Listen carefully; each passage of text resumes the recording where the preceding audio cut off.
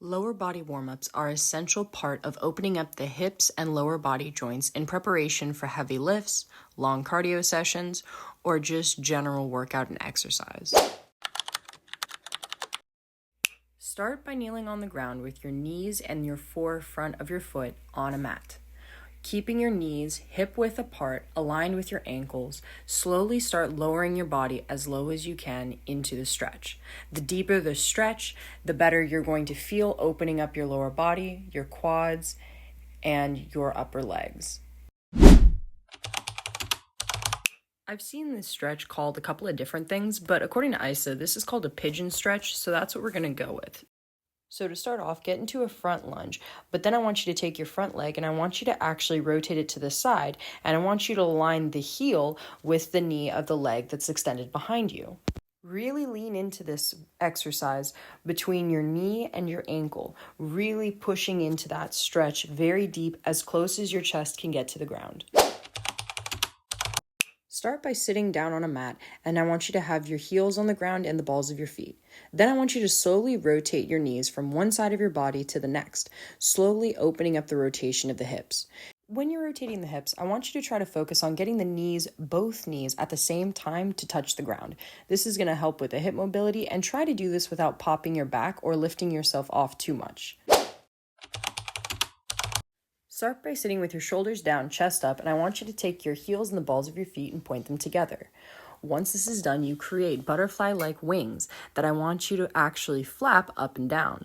This is going to help open up the adductors, and it's going to help you with your knee flexion. You want to make sure that your feet are touching throughout the exercise, and you want to try to bring your heels as close to your butt as possible. Push your chest as close as you can to your feet. Also, when you're pressing down, I want you to press periodically on your knees using either, in my case, my elbows, or if you can, your hands, and really try to bring the knees as close as you can to the ground. This is also going to help open up the adductors and open up your hips for a little more mobility and range of motion.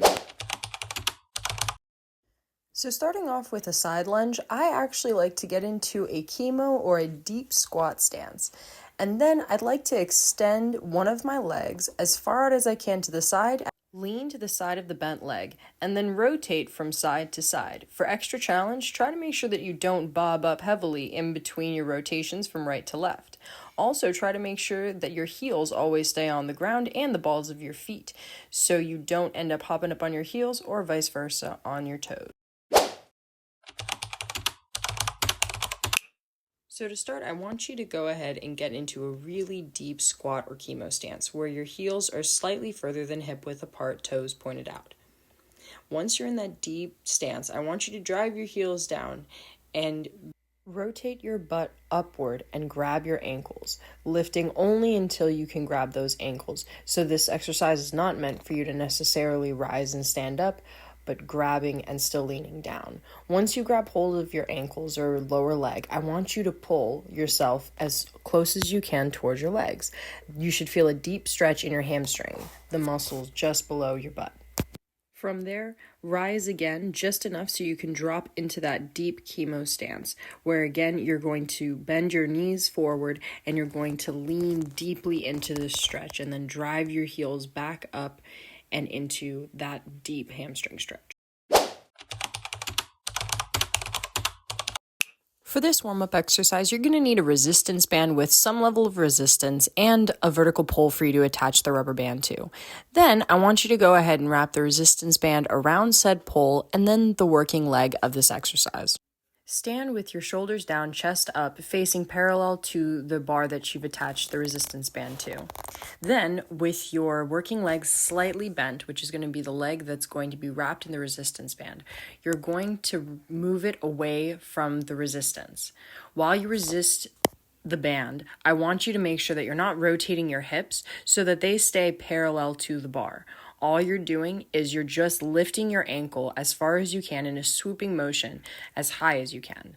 After you've completed the abduction movements, rotate your hips so now you are facing the vertical pole where the resistance band is. Then, using that working leg, kick your ankle out and up in a swooping motion away from you, squeezing your glutes and your hamstrings as you kick out the leg. This is now going to exercise your glutes and your hamstrings. Warm-up sets are pretty much exactly what they sound. Exercises that are exact movement patterns of the exercises that we're going to be doing in working load, but at a much less volume. These are to ensure that we're lubricating the muscles and joints that we're going to be using for our heavier lifts. I'll do these for both my upper and lower body days.